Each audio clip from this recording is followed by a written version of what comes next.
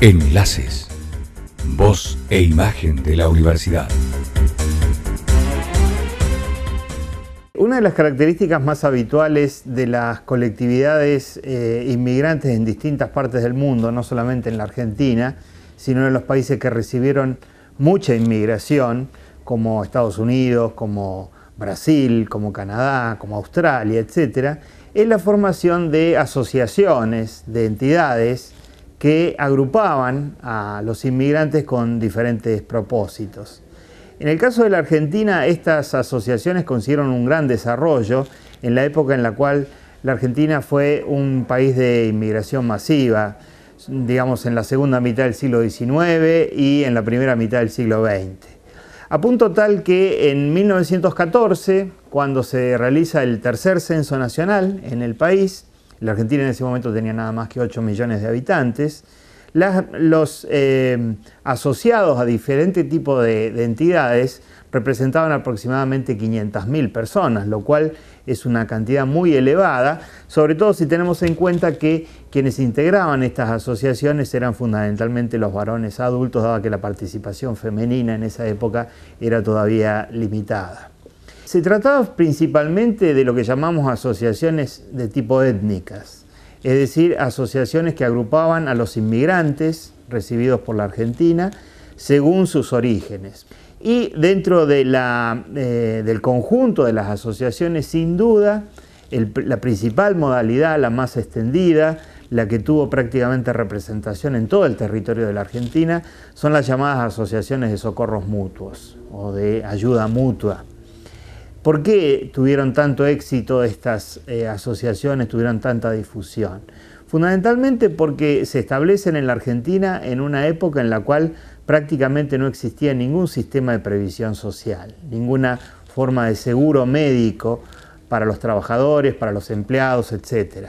De manera tal que vinieron a cumplir un papel social, un papel de previsión social muy importante en esa etapa en la cual todavía el Estado estaba ausente en este tipo de prestaciones.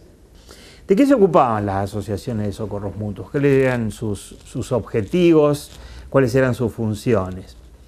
Principalmente estaba esta función de atención médica, de atención farmacéutica y de concesión de subsidios de paro, subsidios de desempleo por los días que los trabajadores no podían estar ocupados por sus enfermedades. Con el correr del tiempo fueron diversificando sus servicios, muchas de ellas, sobre todo las más grandes, ¿no? Llegaron a tener, bueno, por supuesto un panteón social, por ejemplo, es decir, una especie de seguro de sepelio. Llegaron a tener subsidios también para las viudas, para los huérfanos. Y también, en el caso de las más grandes, llegaron a tener lo que se llamaba el servicio de repatriación para los asociados que eran indigentes. Estaba también el propósito de recrear o de construir en la sociedad de destino, en la Argentina, una identidad étnica, una identidad propia, en este caso una identidad española, para inmigrantes que venían de distintas regiones de España. Como todos sabemos, la principal región desde la cual vinieron los inmigrantes españoles a la Argentina fue Galicia, a gran distancia. Pero también había muchos inmigrantes de Asturias, del País Vasco, de Cataluña, de Castilla, de León, etc.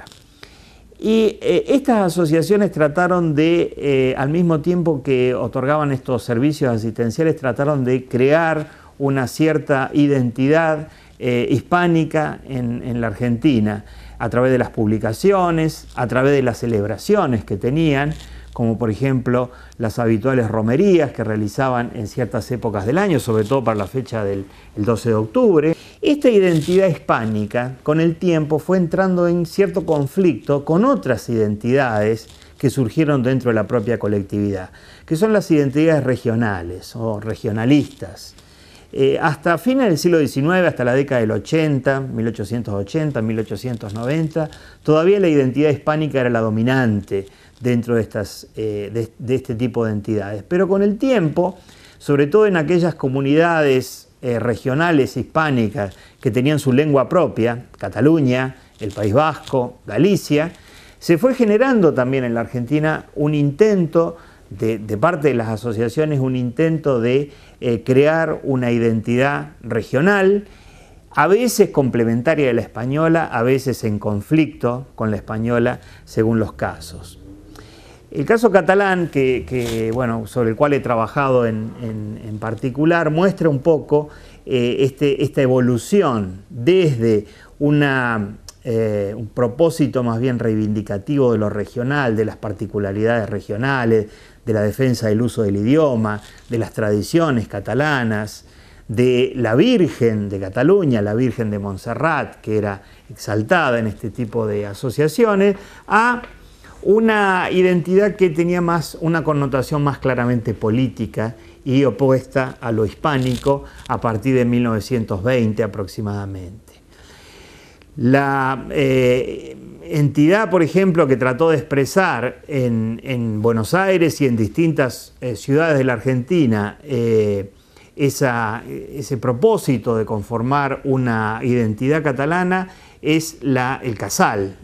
catalá, que existió en distintas ciudades, particularmente en las ciudades del litoral. Pero en algunos casos, dentro de estos casales se fueron produciendo escisiones, separaciones, a partir de 1920, 1930, y sobre todo durante la etapa de la Guerra Civil Española, que fue una guerra vivida con mucha intensidad dentro de la colectividad hispánica de la Argentina y la colectividad catalana de la Argentina, en la medida en que ahí estaban enfrentadas estos proyectos de identidad que podían ser conflictivos. De manera que fue ahí creciendo esa identidad política más claramente, y ello luego del final de la Guerra Civil, en 1939, luego del final de la Guerra Civil Española, empalmó con la llegada de los exiliados, los que debían salir de la península,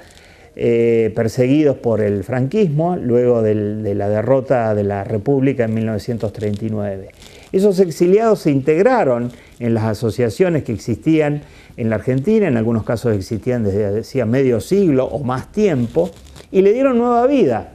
porque se transformaron en muchos casos en los dirigentes principales y en los que colaboraron más abiertamente para conformar esa identidad que mayoritariamente era republicana, era antimonárquica, era antifranquista, obviamente,